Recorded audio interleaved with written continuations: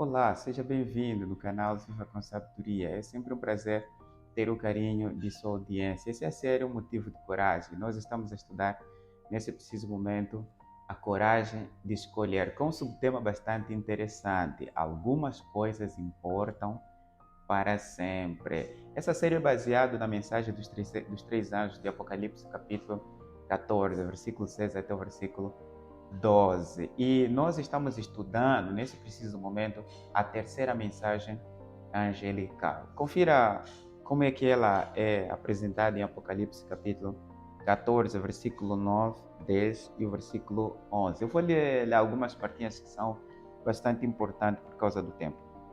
E seguiu-se o terceiro anjo dizendo, com grande voz, se alguém adorar a besta, ou a sua imagem, ou receber o sinal na sua testa ou na sua mão, beberá do vinho da ira de Deus, ok?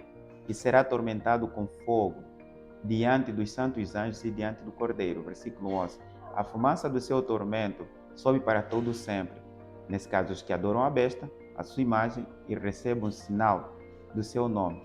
Versículo 12. Aqui está a paciência dos santos, os que guardam os mandamentos de Deus e têm a fé em Jesus Cristo. No estudo de hoje, nós vamos analisar a respeito de quem é a besta. Note que essa é a última mensagem que deve ser apresentado à Terra, que vai introduzir a volta de Jesus. Então, a última solene advertência na face da Terra é para que ninguém adore a besta. Então, nós precisamos saber quem é a besta. Hoje, nas mass mídias, você encontra várias perspectivas de quem é a besta, mas de acordo com as Sagradas Escrituras, quem é a besta? Esse vai ser o nosso estudo, a ênfase do estudo de hoje. Vejam como é que a besta é introduzido em Apocalipse capítulo 13. Olha como é que ela é introduzida em Apocalipse capítulo 13, versículo 1. E pôs-me sobre a areia do mar, e vi subir do mar uma besta que tinha 7 cabeças e 10 chifres.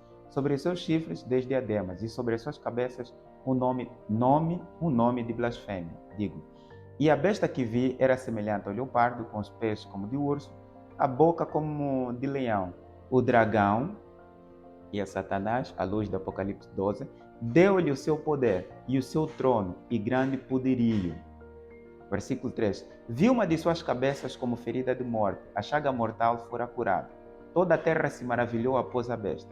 Adoraram o dragão, que deu à besta seu poder, e adoraram a besta, dizendo, quem é semelhante à besta? Quem poderá batalhar contra ela? E foi-lhe dada uma boca para proferir grandes coisas e blasfêmias. E deu-se-lhe poder para agir por 42 meses. E abriu a sua boca em blasfêmia contra Deus, para blasfemar do seu nome e do seu tabernáculo, e dos que habitam no céu. E foi-lhe permitido fazer guerra aos santos e vencê-los. E deu-se-lhe poder sobre toda a tribo, língua e povo. E adoraram-ne todos que habitam sobre a terra, esses cujos nomes não estão escritos no livro da vida do Cordeiro, que foi morto desde a fundação do mundo. Aqui você encontra uma descrição mais abrangente sobre quem é a besta, para identificar quem é a besta. Ela tem 7 cabeças e tem 10 chifres. Tem boca como de leão, os pés como de urso e o corpo como se fosse de leopardo. O dragão deu todo o poder à besta e ela dominou o mundo durante 42 meses. E tem mais outro aspecto importante. Ela tem uma boca que profere blasfêmia contra Deus. E outro aspecto importante, essa besta fez guerra aos santos. Bem, se olharmos em relação ao versículo 2, que diz que a besta que vi era semelhante ao leopardo, pés como de urso, boca como de leão, e o dragão lhe deu poder. Isso faz inferência direta a Daniel. Vê como é que é interessante. Daniel capítulo 7. Daniel capítulo 7. Veja como é que é o paralelo que existe entre Apocalipse 13 e Daniel capítulo 7, para entendermos de facto quem é a besta. Daniel capítulo 7, o versículo 1 diz assim: no primeiro ano de Beltzazar, rei da Babilônia, teve Daniel um sonho e visões de sua cabeça quando estava na sua cama. Escreveu logo o sonho e relatou a suma das coisas. Falou Daniel e disse: estava olhando nas minhas visões da noite, e eis que os quatro ventos, do céu, agitavam o mar grande. Quatro animais grandes, diferentes uns dos outros, subiam do mar. A besta sobe do mar. Quatro animais também sobem do mar. O primeiro era o leão. A besta tem boca como de leão. O segundo, no versículo 5, é semelhante ao urso, pés como de urso, que tem a besta. No versículo 6, o terceiro animal, eis aqui outro semelhante ao leopardo, corpo como de leopardo. O versículo 7, depois disso continuei olhando nas visões da noite, e eis aqui o quarto animal, terrível e espantoso, e muito forte, o qual tinha dentes grandes de ferro, ok? E tinha 10 chifres, a última parte do versículo. E o versículo 8 diz assim: estando eu considerando o chifre, eis que entre eles subiu outro chifre pequeno, diante do qual 3 dos primeiros chifres foram arrancados. Sobe um chifre pequeno, e diante dele 3 dos chifres do animal espantoso e terrível foram arrancados. E eis que neste chifre havia olhos como de homem e uma boca que falava blasfêmia. Vê que a besta fala blasfêmia e o chifre pequeno também fala blasfêmia aqui. Pula para o versículo, basicamente aqui é o versículo 25, né? Que nos interessa. Mas importa lermos o versículo 22 e o 24, né? Mas basicamente vamos ler o 24. E quanto aos 10 chifres daquele mesmo reino, se levantarão 10 reis, depois dele se levantará outro, o qual será diferente dos primeiros, abaterá os 3. É uma referência ao chifre pequeno. E veja no versículo 25 como ele fala do chifre pequeno. E proferirá palavras contra o Altíssimo, vai falar mal do Altíssimo, como fez a besta do Apocalipse capítulo 13, e destruirá os santos do Altíssimo, como a besta do capítulo 13 matou os santos do Altíssimo, e cuidará em mudar os tempos e a lei, e vai mudar a lei de Deus. E eles serão entregues na sua mão por um tempo, e tempos, e metade de um tempo, o que vale a 42 meses, ou 1260 dias, igual ao da besta. Bem, a Daniel capítulo 7 introduz 4 animais, um semelhante ao urso, um semelhante ao leão, o outro ao urso, o outro ao leopardo, e o quarto animal é espantoso e terrível. E introduz um chifre pequeno. E esse chifre pequeno persegue os santos, esse chifre pequeno blasfema contra Deus, e esse chifre pequeno altera a lei de Deus e domina num período de tempo equivalente também a 42 meses, que é apresentado aqui um tempo, 2 tempos e metade de um tempo, que são 42 meses, e somando tudo ali vai dar 1260 dias ou anos proféticos. O que quer dizer que a besta do Apocalipse capítulo 13, ela agrega todo um conjunto de rebelião contra Deus que advém desde os tempos do leão, que representa a Babilônia, o urso, que representa os medos e persas, o leopardo, que representa a Grécia, o animal espantoso, que representa o Império de Roma, e o chifre pequeno, que é a besta, ok? O chifre pequeno é a besta. Lembre-se que em Apocalipse capítulo 3, o dragão, que representa esse animal espantoso e terrível, que é o quarto animal de Daniel capítulo 7, dá o poder à besta. Então a besta é que substitui os imperadores de Roma. Você está começando a perceber? Exatamente, o chifre pequeno é a besta do Apocalipse capítulo 13 e recebeu seu poder do dragão e se estabeleceu no Império de Roma, substituindo os imperadores. Para que você tenha uma ideia básica, mais abrangente em relação a isso, vê o que diz o Apocalipse capítulo 17. Apocalipse 17, versículo 3 e o versículo 18, para que você tenha uma compreensão mais básica desses versículos. Vejam, versículo 3. Levou-me o espírito a um deserto e vi uma mulher assentada sobre uma besta. A mulher está sentada sobre uma besta, ok? Versículo 18. E a mulher que viste é a grande cidade que reina sobre os reis da terra.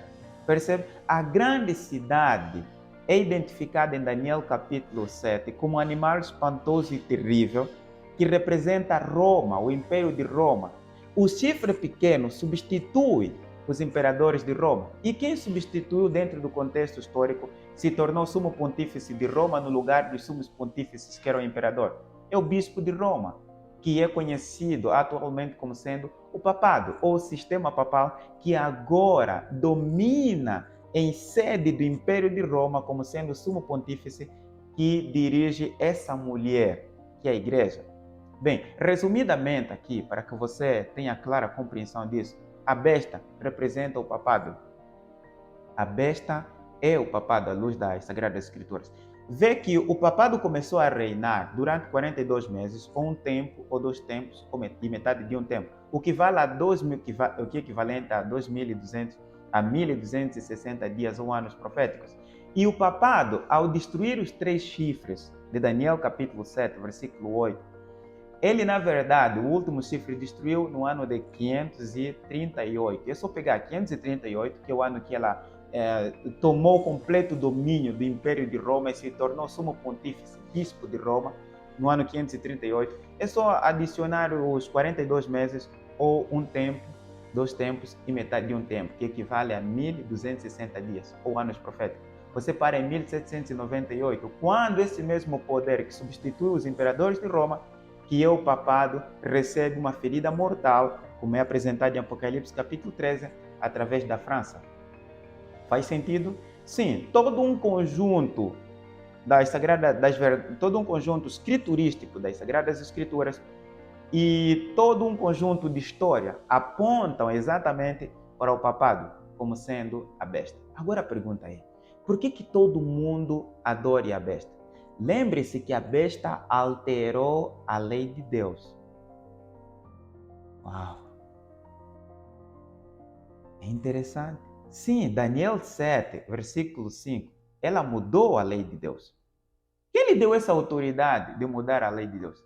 A Bíblia, no livro de Tiago, diz que só Deus é o grande juiz, porque ele é o legislador da lei. Em Tiago, capítulo 2. O que quer dizer que se alguém se posiciona como legislador, ela se coloca na posição de Deus. Percebeu?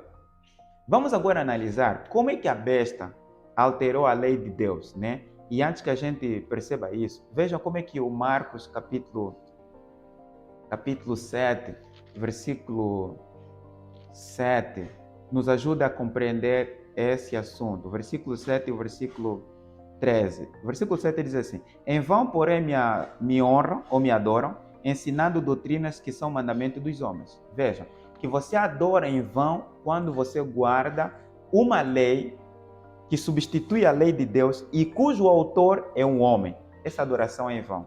O versículo 13.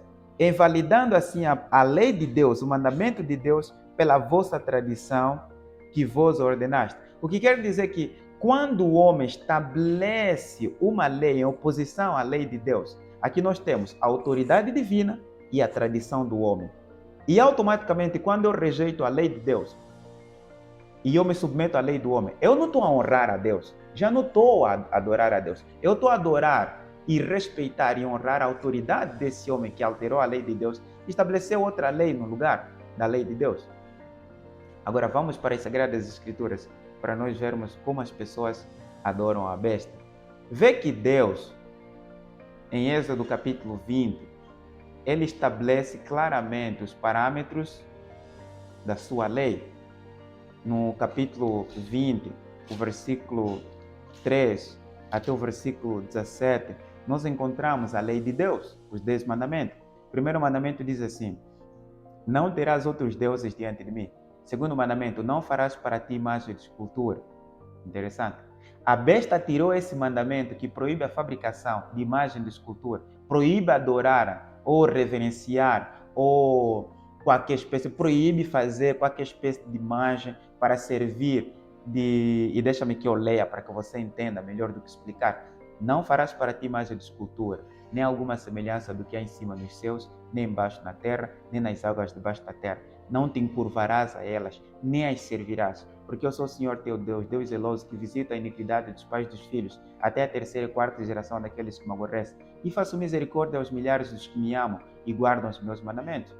Totalmente proibido. Totalmente proibido. Mas o que a besta fez? A besta tirou esse mandamento. Tirou esse mandamento. Você vai para o catecismo católico, você não encontra o mandamento que diz não farás para ti imagem de escultura. Esse mandamento foi removido.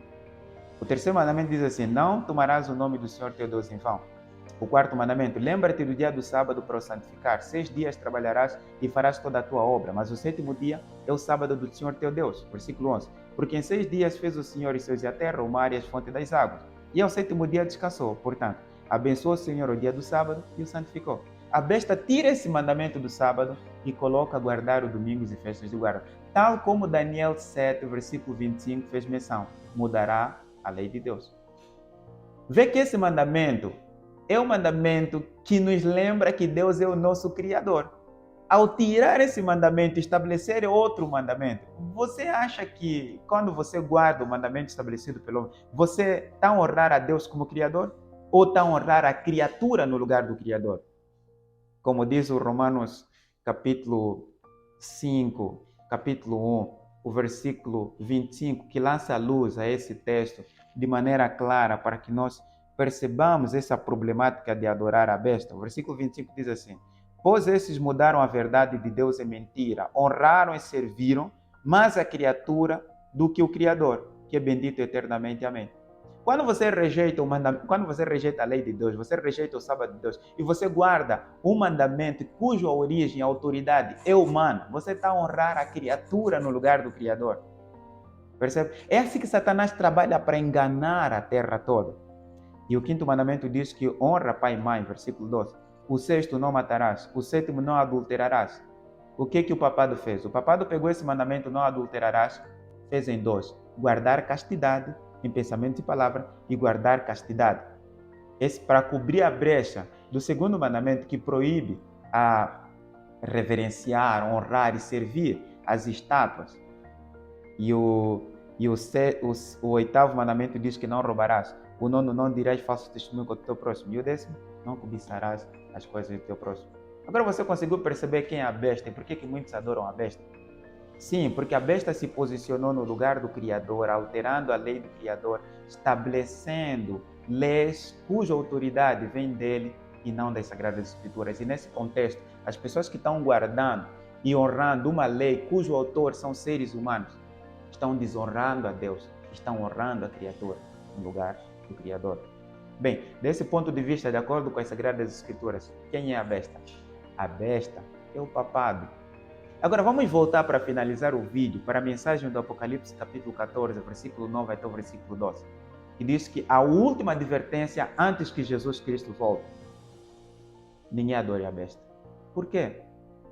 Todas aquelas pessoas que quando a besta que sai do mar, o papado, a besta que sai da terra, os Estados Unidos da América, se juntarem e estabelecerem a marca da besta, que é o domingo, obrigando toda a terra a honrar o domingo no lugar do sábado, que revela a autoridade divina, aí sim o domingo se converterá na marca da besta. E todos que guardarem o domingo estarão adorando a besta, reconhecendo a autoridade da besta e não a autoridade de Deus.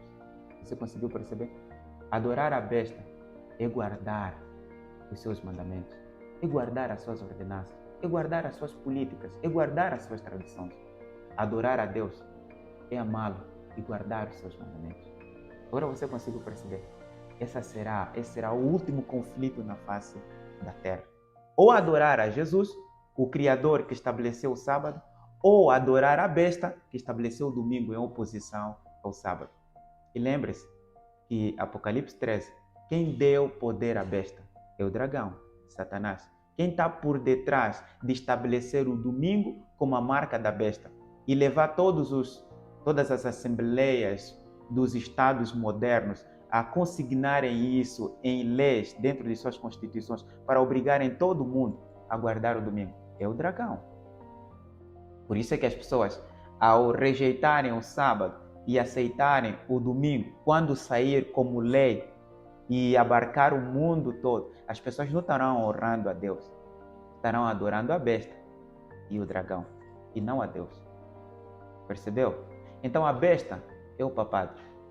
E nós vamos continuar a estudar esse assunto para que você perceba quem é a marca da besta, quem é a imagem da besta e qual é a marca da besta. E lembre-se que viver com sabedoria é ter Jesus no coração. Eu guardo você para o nosso próximo estudo.